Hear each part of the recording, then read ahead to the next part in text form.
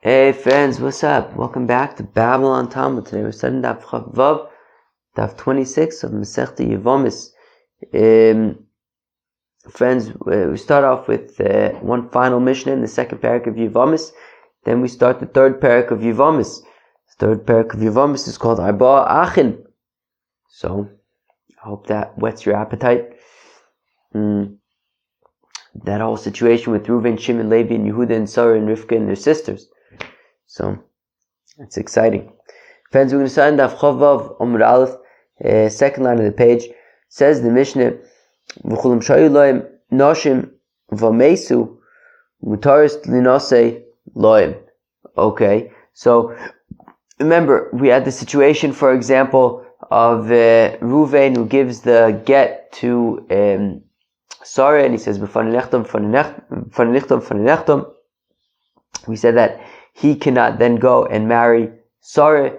We also talked about, if he testifies that Sarah's husband died, or if he's an expert who Sarah and her husband come to about the whole chicken soup thing, and he says that there's no way to undo it, and then they get divorced. So we said in all those cases, this fellow should not then go and marry Sarah because it doesn't look right. However, says the Mishnah, but if, let's say, I don't know, if you take the case of the get, right? So Reuven comes, he gives a get to Sarah, he says, so we say that now that she's divorced, he should not, right, Reuven should not then go and marry her because it looks suspicious. He's telling her she's divorced and then he marries her. However, says the Mishnah, if he was married at the time, and then afterwards, the wife died, right? Right? If they were married and then his wife passed away, so then he would be able to marry Sarah. If at the time, right? Since at the time that he gave her the get, that he delivered the get to her, he was married and he wasn't looking, to marry Sarah. Fine. So now, if Reuven's wife dies, so then he can marry Sarah. And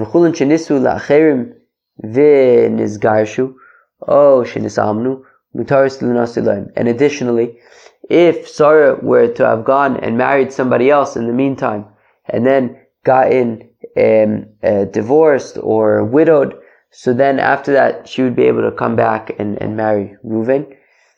And additionally, even if Sarah is not permitted to marry these people, right? The person who gives the get, the person who testifies that her husband's dead, or the expert who's unable to be mated the nether. So while Sarah won't be able to marry them, she can marry their sons, their brothers. Now says the Gemara, Mesu in Nizgarshu lo. So the Mishnah had said, "V'chulam shayloi nashim v'meisu mutaris l'nasi loim." Right. So the Mishnah had said specifically that, let's say you have the case where Reuven gives Sarah the get, and it says b'fanenechtom. So we say that now that Sarah is divorced, Reuven should not go and marry Sarah. So the Mishnah then said, but if he was married at the time, and then his wife passed away, so in that case, he would then afterwards be able to marry Sarah. And the Gemara points out, that seems to only be saying that if his wife died. But what if they got divorced? That doesn't seem to work. So Mesu in Nizgar Shilo, we're saying specifically, if his wife died, so then he would be able to marry Sarah. But if they got divorced, then he would not be able to marry Sarah. Amr le Rafila le Ravashi v'Tanya fil Nizgarshu. Rafil says to Ravashi, but one second, we have a brayso that says that even if they got divorced, then Reuven would still be allowed to marry Sarah. So it depends. If they're already fighting before Reuven gave Sarah the get and said, if he and his wife at the time were already fighting, so then basically they were on their way to divorce even before Reuven gave Sarah the get, delivered the get to Sarah, and therefore we're not concerned that he's only divorcing his wife so that he could then marry Sarah. They were already on a trajectory towards divorce beforehand. But if they only started fighting after Ruvain delivered the get to Sarah, so then we have to be concerned that maybe he's really only divorcing his wife because he's interested in marrying Sarah. V'bay same if you want, I will say, you could say that no, in both situations, our Mishnah that says that if he gets divorced, he would not be allowed to marry Sarah, and the Brisa says that if he gets divorced, he can marry Sarah. They're both talking about where they only started fighting after Ruvain delivered the get to Sarah.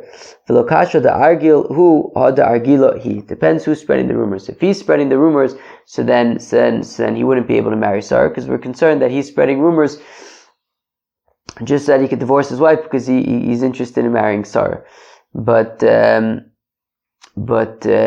if she's the one who's spreading the rumors, well then, the ball's in her court, and therefore if they end up getting divorced because of the rumors that she's spreading, so then he could then marry Sarah after they get divorced. We said that if Sarah ends up, right, so you have Ruvain, let's say the case of the get, so Ruvain comes and he delivers the get to Sarah, he says, and now Sarah is divorced. We say Ruvain should not now go and marry Sarah because, look, we have to be suspicious that maybe he's not being truthful, maybe he's really only, making sure that Sarah has the status of an unmarried woman just so that he could marry her. But if she then goes and marries somebody else in the interim and gets divorced, or that person dies, and then Ruvain comes back into the picture, that would be okay. So, misa v'gerushin agerushin. Now it enters our mind to say that is even in the situation where Ruvain's testifying that Sarah's husband died, and then she marries somebody else, and he dies too. And we're saying that Ruvain can now marry Sarah.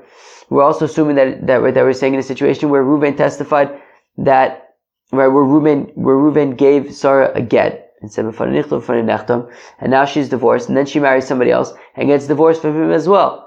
We're saying that in both of those cases, Ruvain can now marry Sarah. But how could that be? I'm going to read that again.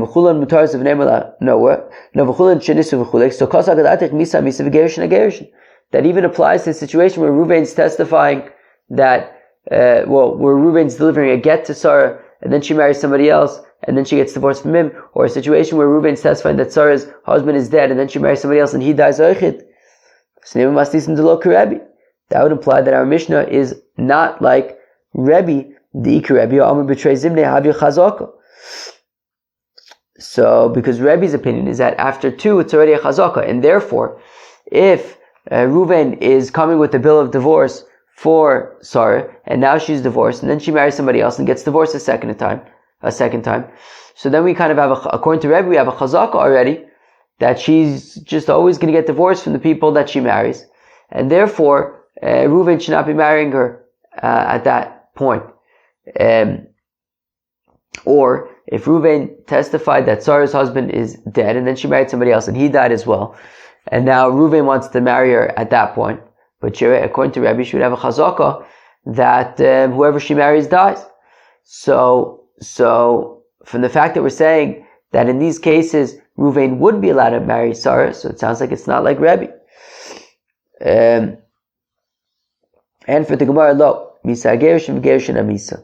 No, what we're saying is that when he testifies, right, when Ruvain comes and delivers the divorce document to Sarah, and now she's divorced, and then she marries somebody else, and he dies, so then Ruvain could marry her. Or the opposite, right? Ruvain testifies that Sarah's husband is dead, and then she gets married to somebody else, and then gets divorced. So in that case as well, Ruvain can marry Sarah. However, if this was a situation of, Misa and Misa, or Gerushin and Gerushin, so then maybe it would not be allowed, like Rebbe, that there's a chazaka with two.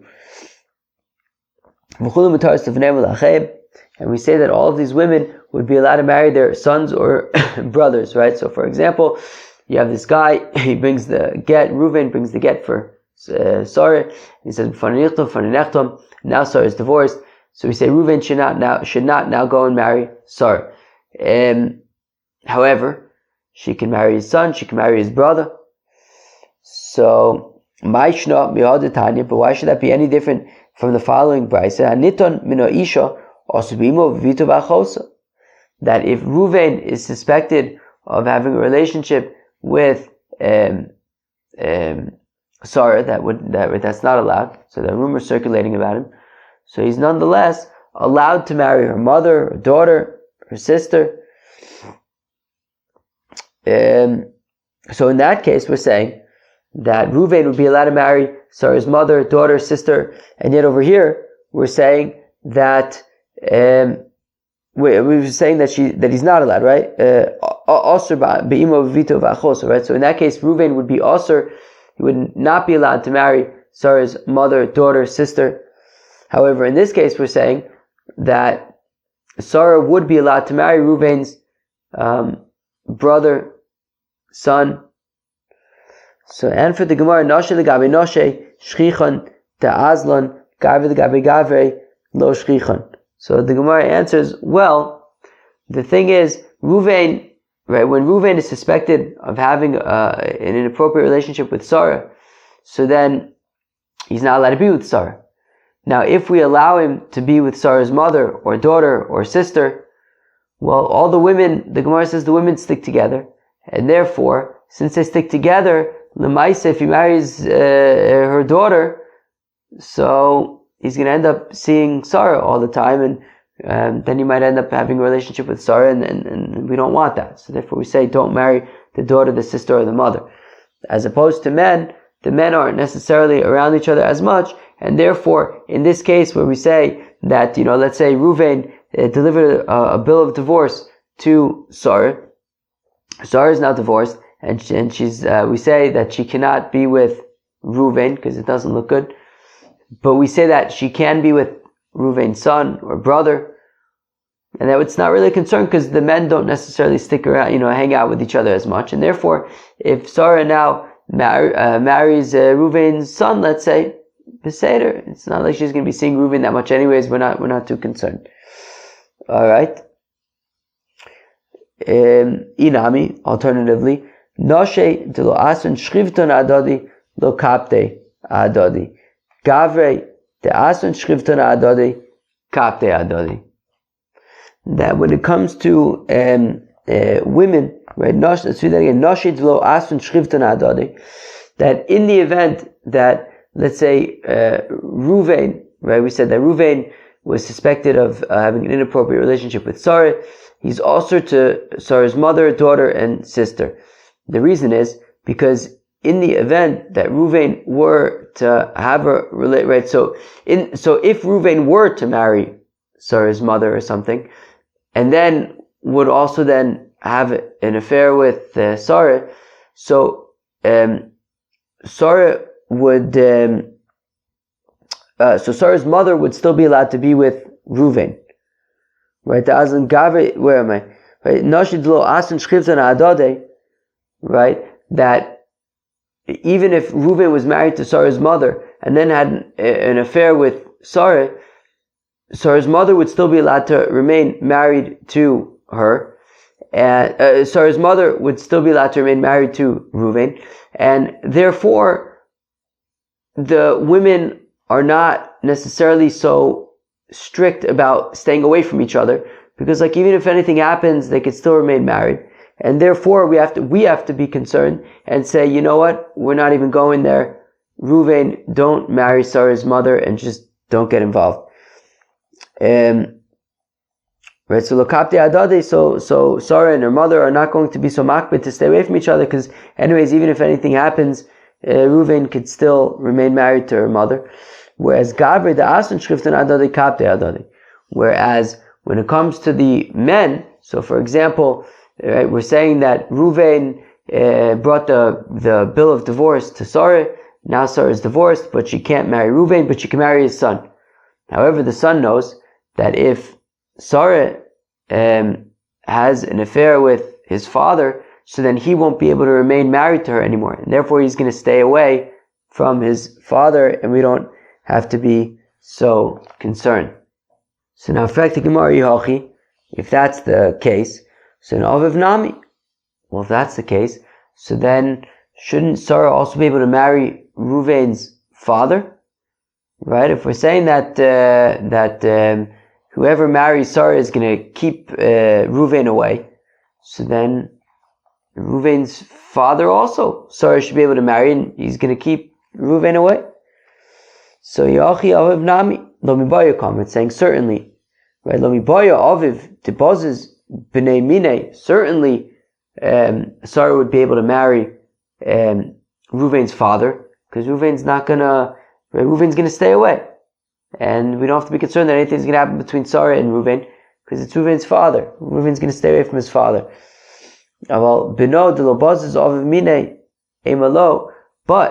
I may have thought to say that if Sarah is now going to marry Ruvain's son, so then maybe Ruvain feels comfortable being around his son whenever he wants, and Sarah is going to be there, and that could lead to trouble. But Kamash Malon, even so, it's not going to lead to any trouble, because Ruvain's son knows that if Sarah has a relationship with his father, then he won't be able to stay with her, and he's going to make sure that his father doesn't get too close.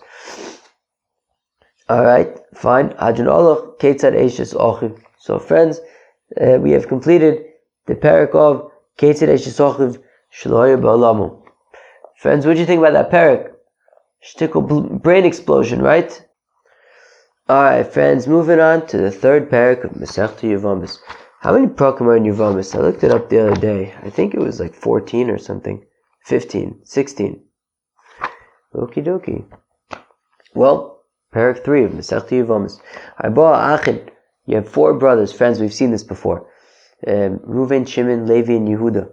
Shnai men nisuim shtei achayos. Reuven and Shimon are married to Sarah and Rivka. Sarah and Rivka are sisters. Umeisu nisuim es achayos. Reuven and Shimon die. And now it's Levi and Yehuda are left, and there's Sarah and Rivka, each have to do Yibum, and they're sisters. Hareilu choltzas for Misyabmis, so you do Chalitza, you do not do Yibum. The assumption is that because of the Zikas, right? Because Levi has a Zika with Sarah and Rivka, and Yehuda has a Zika with Sarah and Rivka, and therefore you can't do Yibum. You know, if Levi does Yibum with Sarah, then he's basically marrying the sister of his Zika Rivka. So it doesn't work. Fine, so you do Chalitza. V'lo Misyabmis, you don't do Yibum. V'imkadmu v'konsu yotziu. And if they jump the gun and they both do Yibum, that's no good. It doesn't work. They have to break up the marriage because, because you can't be married, right? You can't be married to Eishes Kukaso. Rabbi Eliezer Omer says, Rabbi Eliezer, Beishame Omer Yikayim, Beisil Omer Yotziu. So says Rabbi Eliezer that Beishame Taka says that they could stay married. But Beisil says that they cannot stay married if they do Yibum. Harsa achasmein asura alo echod isur ervo asur ba umuter ba'achosa v'hasheni asur b'shtehen. Okay. Fine. So you have Reuven, Shimon, Levi, and Yehuda. Reuven and Shimon are married to Sarah and Rivka. Sarah and Rivka are sisters. Reuven and Shimon die. So now Sarah and Rivka have to do Yibum with Levi and Yehuda. Now, here's the thing. Sarah is Levi's mother-in-law. So Memele, Levi isn't doing... Memele, Levi has no shaykhs to Yibum with his mother-in-law. So Sarah is out of the picture. And therefore, he can do Yibum with Rivka. But in terms of Sarah, Sarah's got to do Chalitza. Isser mitzvah v'isser kedusha. However, if Sarah is related to Levi only as either a shnius larayis or maybe it's a grusha l'koyin hedjit, something like that. So in that case, choletzes v'lo misyabemes. So you do chalitza, you don't do yibum, right? Because in that case they shouldn't be married because of shnius or because of let's say grusha l'koyin hedjit. But it's not Nisa D'Oraisa, it's Nisa D'Rabbanan. and therefore, right, or like a chalutza l'kohen edged. So therefore, in that case, it's not an erva. So in that case, you do chalitza, you don't do yibum. But it's not like a erva where yibum is shaykh. No, yibum is shaykh, but you do chalitza. Ha'isa achas men asura al ze iser erva, v'ashniya asura al ze iser erva. Asur lazu muteris lazu, v'asur lazu muteris lazu. Friends, we've seen this before. That so again, Reuven, Shimon, Levi, and Yehuda, Sarah and Rivka. Sarah and Rivka are sisters. Reuven and Shimon are married to Sarah and Rivka. Reuven and Shimon die. Now, Sarah is Reuven's mother-in-law, and Rivka is Shimon's mother-in-law. So Reuven can do yibum with Rivka. No, I'm sorry. Levi can do yibum with. I don't know what the heck I just said. 1 second. Let's start over, okay? Reuven, Shimon, Levi, and Yehuda. Reuven's married to Sarah. Shimon's married to Rivka. Sarah and Rivka are sisters. Reuven and Shimon die. So now, Sarah is Levi's mother-in-law. Rivka is Yehuda's mother-in-law. So Levi can do yibum with Rivka, and Yehuda can do yibum with Sarah. This is what they said. Achosek sheyivimta o choletzes o misyabemes. That the sister, when she is the sort of like ko-yavam, you can do either yibum or chalitza kilu in the situation where, Sarah is, let's say, Levi's mother-in-law and Rivka is Yehuda's mother-in-law. So in that case, kilu, the other one, so Rivka with Levi and Sarah with Yehuda can do either chalitza or yibum. So now says the Gemara, Shmamina yesh zika. So the Gemara wants to explain our Mishnah as being a zika situation, right? That Reuven and Shimon are dead. The reason why Levi and Yehuda cannot do yibum is because of zika, right? If Levi were to do yibum with Sarah, he'd be doing yibum. He'd be marrying the sister of Rivka, who is a zika. The e ain't zika, because if there's no zika, well then michdei hane mitrei bate kaasun hale abim chada v'ale abim chada. Says the Gemara that if there's no zika, well then what's preventing Levi from doing yibum with Sarah and Yehuda from doing yibum with Rivka? After all, Sarah was married to Reuven, Rivka was married to Shimon. Both Reuven and Shimon died without children. So Levi will do yibum with Sarah in order to sort of continue the name of Reuven. And Yehuda will do yibum with Rivka in order to continue the name of Shimon. What's the problem? It's only a problem if there's a zika. And by Levi doing yibum with Sarah, he's doing yibum with the sister of Rivka, who's his zika. So, and for the Gemara, the Olam Emelach Ein Zika. So says the Gemara, wait, not necessarily. I can make the argument like we saw, maybe a week or two ago, that I could still make the argument that Ein Zika. There's no Zika. Okay, so what's preventing Levi from doing yibum with Sarah and Yehuda from doing yibum with Rivka? Umishum de kasava also levato mitzvah sivamin. Because we're concerned about the concept of also levato mitzvah sivamin, dilma ad miyabim chad ma'isidoch v'kam levato mitzvah sivamin. Because we'll say that sure ein achinami, ein zika. There's no concept of zika. So what's preventing Levi from doing yibum with Sarah and Yehuda from doing yibum with Rivka? What's preventing them is that what happens in the case that Levi does yibum with Sarah and then Yehuda dies. What happens with Rivka? She can't do yibum with Levi, right? Because Levi is married to her sister Sarah. So it's just an erva, and if the yibum falls away, becomes batul me'elav.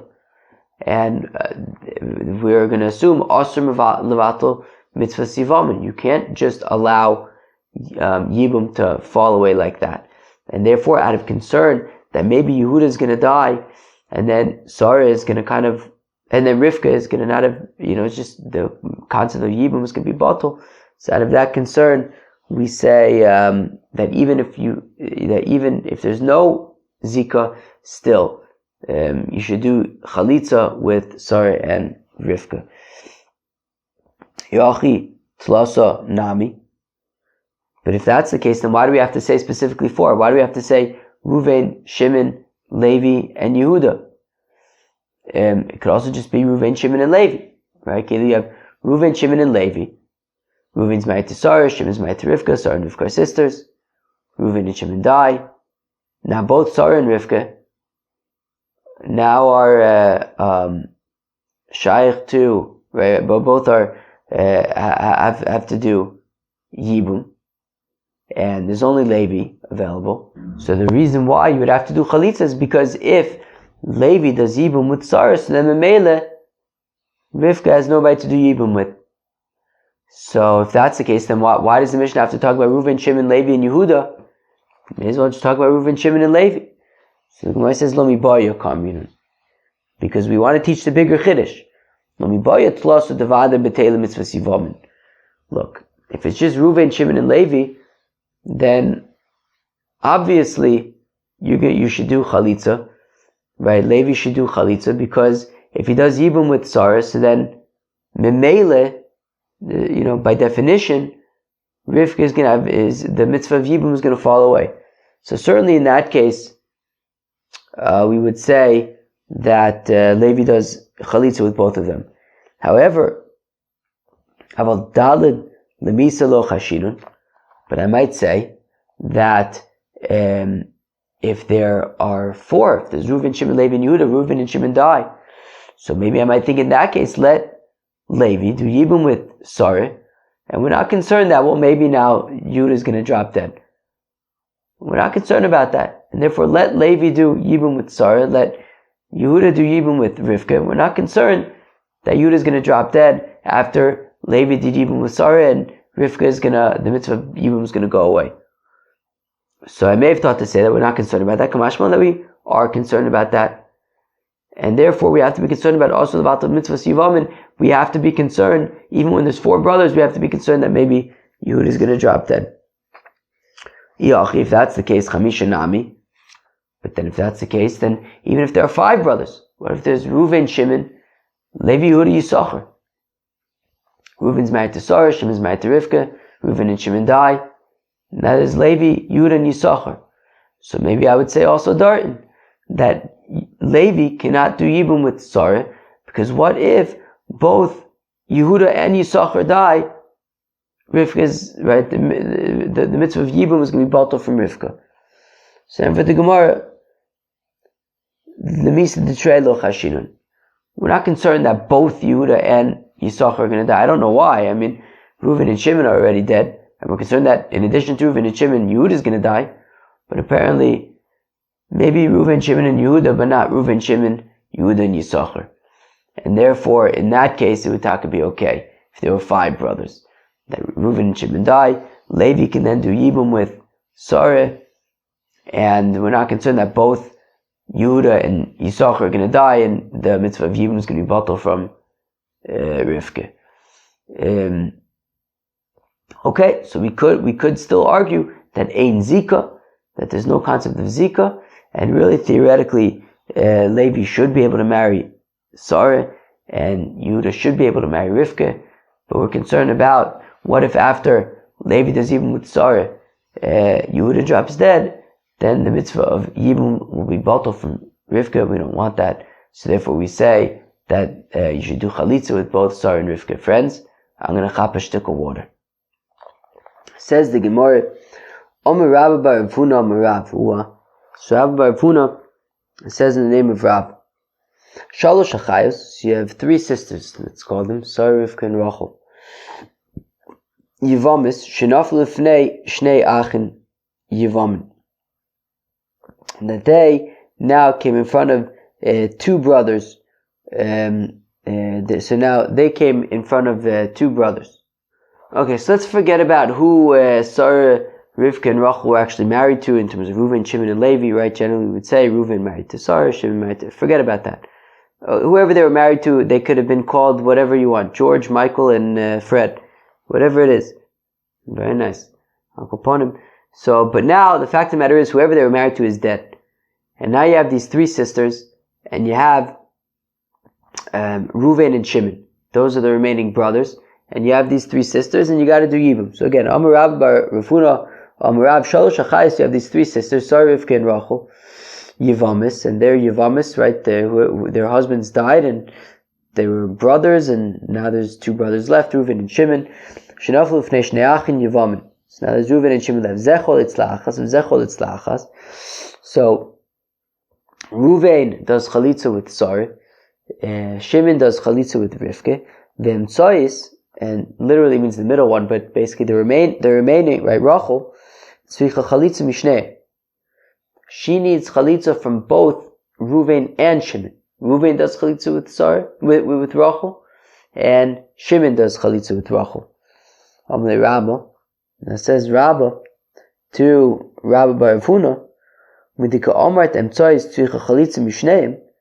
So from the fact that you're saying that Rachel needs to get chalitza from both Sarah and from Rivka. What am I talking about? That Rachel needs to get chalitza from both Reuven and from Shimon.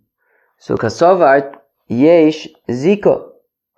So clearly, then you hold that there is a zika, right? From the fact that you're saying that Rachel gets does chalitza with both Reuven and with Shimon.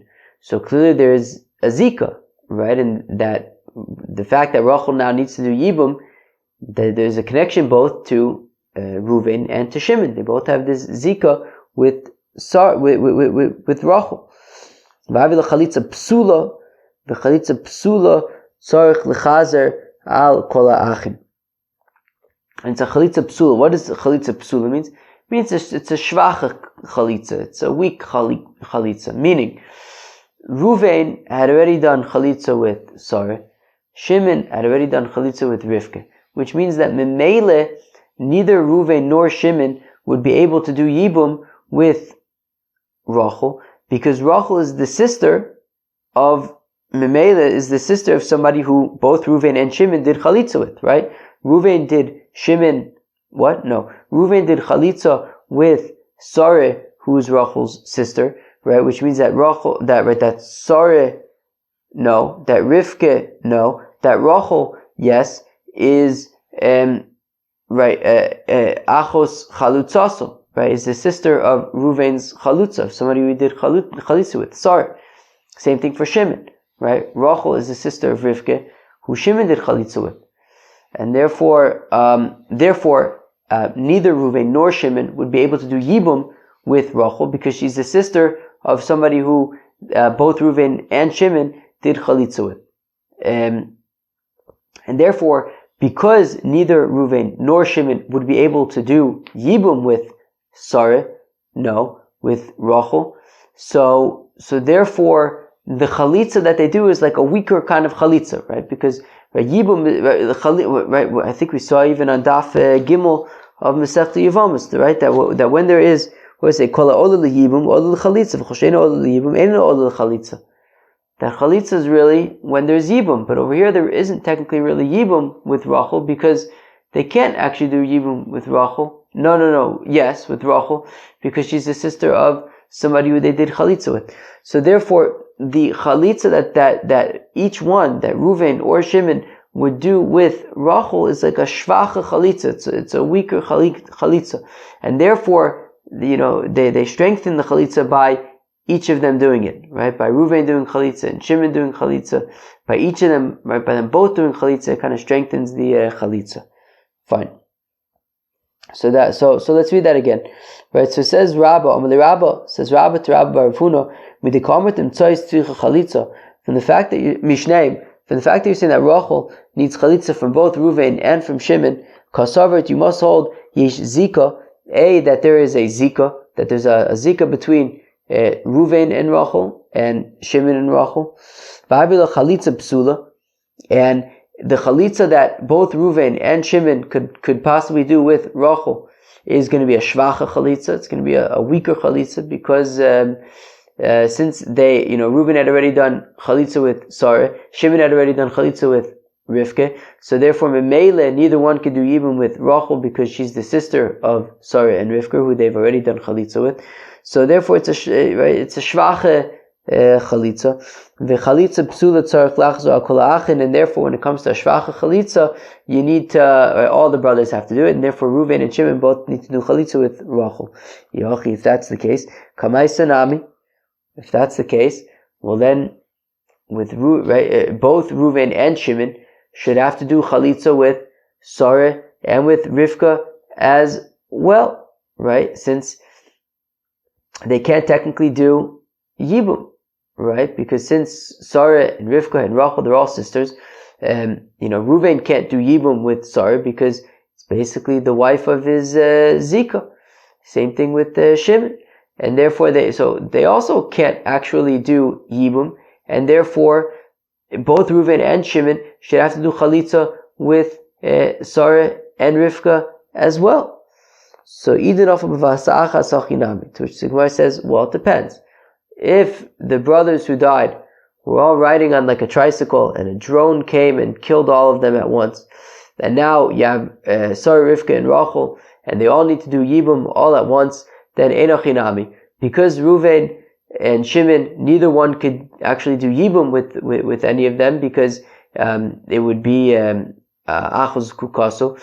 So therefore, they have to do Chalitza, and it's like a Shvacha Chalitza. And therefore, both Reuven and Shimon would have to do Chalitza with Sarah, Rivka, and Rachel. So it's talking about though where it was one after the other, right? Reuven died, right? Nafla chada chalatz la Reuven. The first brother died, or technically what it's saying, first Sarah came to do Yibum, and Reuven did chalitza with Sarah, okay, and he technically could have done Yibum with Sarah at that point, but he did chalitza. Nafla ida chalatzla. And then, Rivka's husband died, and Shimon did chalitza with Rivka. Chalitza Shimon did chalitza with Rivka. Nafla idach, and then the other brother dies, and now there's Rachel. At which point, Reuven had already done chalitza with Sarah. Shimon had already done chalitza with Rivka. They can't do Yibum with Rachel because she's achos chalutzaso, so therefore chalutz lahai mafka zikaso, chalutz lahai mafka zikaso. That Reuven does chalitza with Rachel, and that breaks off his zika. Shimon does chalitza with Rachel, that breaks off his zika, and that is how they do it. Perfect Gemara. The Amar Rav ein zika, but didn't Rav say that ein zika? Right, where do we learn this? On Daf Yud Zayin Amud Beis, almost 10 days ago, where we had learned over there that Rav Huna had said the name of Rav, that if, Shomeris Yevamos who died, you can marry the mother, Ein Zika. So Rav says Ein Zika. Why are we talking about Rav Huna saying in the name of Rav that there's a situation of Zika, and therefore both brothers have to do Yibum, have to do Chalitza with Rachel? The Divrei Omer Yesh Zika Omer. Okay, fine. Rav holds Ein Zika, but he was saying according to the Madam who says that there is Zika, so then both Reuven and Shimon would have to do Chalitza with Rachel. Shmuel Amar, Echad Choletz Lechulin. And Shmuel says that one of the brothers can do Chalitza for all of them, for Sarah, Rivka, and Rachel. So now, Frekti Gemara, Michdei, Shaminin le Shmuel, Damar Chalitza Ma'al Yubeinun. 1 second. How could it be that Shmuel says that one of the brothers can do chalitza with all of the sisters, with the Sarah, Rivka, and Rachel? But let's read again. Michdei. Let us see. Shamina le Shmuel. We hear, we understand according to Shmuel, the Amar, that he said chalitza ma'aya ba'inu. That we need a starke chalitza. We need a strong chalitza. The Amar Shmuel, that Shmuel says chalitz lachayis lo niftiru tzaris. That if you have a situation, right, we have Reuven, Shimon, and Levi. They are married to Sarah and Rivka. Sarah and Rivka are sisters. Reuven and Shimon died. Now Levi, as a Zika with Sarah and Rivka. Now, of course, he cannot do Yibum with Sarah and Rivka because they're sisters. So he does Chalitza. But now we're saying, Chalitz la'achayos lo-niftu tzaris. Now, so there's an important point where Sarah and Rivka each had a co-wife as well. So now here's the thing. Reuben and Shimon die without children. Levi now has to do Yibum with, either Sarah or one of the co-wives of Sarah's co-wife, or with Rivka or with Rivka's co-wife. So, right, meaning, because Reuven was married to Sarah and her co-wife, Shimon was married to Rivka and her co-wife, and therefore either Sarah or her co-wife need to do Yibum for Reuven, and either Rivka or her co-wife need to do Yibum for Shimon. Now, so if Levi does Chalitza with Sarah and with Rivka, so that does not work for the co-wives, because since Levi cannot do Yibum with Sarah and with Rivka, it's a shvache Chalitza, it's a weak Chalitza, and therefore if he does Chalitza with Sarah and Rivka, it does not work for the co-wives. So rather, instead, what he should do is, he should do Chalitza with the co-wives, and then that will work for Sarah and Rivka. Now, so what do we see? So we see that Shmuel values a starker Chalitza. He values a strong Chalitza. And if that's the case, well then, Heicha de Kaima, Chalitza de Shimon, Chalitza Kshera, Chalitza Laruva, and Chalitza Psula. So, fact the Gemara, I don't understand. How could it be that Shmuel says that Reuven could do Chalitza for all three of the sisters, for Sarah, Rivka, and Rachel? But I don't understand. Once Reuven does Chalitza with Sarah, so then he cannot do Yibum with Rivka anymore because she's the sister of his Chalutza. So Memele, so now, if Reuven would do Chalitza with Sarah, so that would be a shvach. No, he already did Chalitza with Sarah. If Reuven would do Chalitza with Rivka, it would be a shvacha Chalitza. It would be a weak Chalitza because he can't do Yibum with Rivka since he already did Chalitza with Sarah. So, therefore, says the Gemara, I don't understand how Shmuel could suggest that Reuven does Chalitza for all three of the sisters, since once he's already done Chalitza with Sarah, and now we have the option, so who should do Chalitza with Rivka? Should it be Reuven, who can't do Yibum with Rivka? Or should it be Shimon, who technically can do Yibum with Rivka? Obviously, we should go for Shimon. So how could it be that Shmuel would suggest that Reuven could do Chalitza for all three of them, when we have, Shimon standing right there, who could technically do Yibum with Rivka? Let him do Chalitza with Rivka. So we see that Shmuel puts a premium on a starke Chalitza, as he said that you should do Chalitza with the co-wives rather than the wives, rather than the sisters. So if that's the case, the Gemara says, I don't understand how Shmuel could suggest that Reuven would do Chalitza for all of the sisters. So my echad Chalitza chula nami dekama ayim tzois. So the Gemara says, well, when Shmuel says that one of them can do Chalitza for all of them, it really just means for Rachel, Kilu, that if Reuven already did Yibum with Sarah, he alone can do Yibum with Rachel. You don't need Shimon to do Yibum with Chalitza. But if Reuven already did Chalitza with Sarah, he alone could do Chalitza with Rachel. He doesn't need Shimon to do Chalitza with her as well. V'akulan Kamar. But it says, right, Echel Chalitza Chula. It says that Reuven can do it for all of them, not just for Sarah and Rachel. So came into Ruba Gabe Karle Kulan. So the Gemara says, well, since he's done Chalitza with the majority of the sisters, that's why it's called all of them, but really it's just Sarah and Rachel. V'bay Seymour, if you want, I will say, Ki Kamar Shmuel Chalitza Ma'aya Ba'inon Hanmina L'Mifta Tzaraso Aval Mifta Nafsha Patra. But, or else you can explain, right, what was our whole kasha? Our whole kasha is how could Reuven do Chalitza for Sarah, Rivka, and Rachel? Don't you need a starke Chalitza? But maybe when Shmuel says you need a starke Chalitza, that's only when you have wives and co-wives, right? You have Sarah and Rivka, who are sisters, but they each have co-wives. And we're going to do Chalitza with Sarah and Rivka, and we want that also to work for the co-wives. So then it has to be a starke Chalitza. But just to kind of break up, kind of a first, a front line of Zikas, So then even a shvacha chalitza could work for that. So Reuven would be able to do chalitza with Sarah, Rivka, and Rachel just to break up their zika, with him and with his brothers. But there's no co-wives or anything like that. Well, friends, that was Daf Chav Vav Masechta Yevamos. We started the third parak today. What do you think? Third parak is any easier than the other ones? Doesn't really seem like it.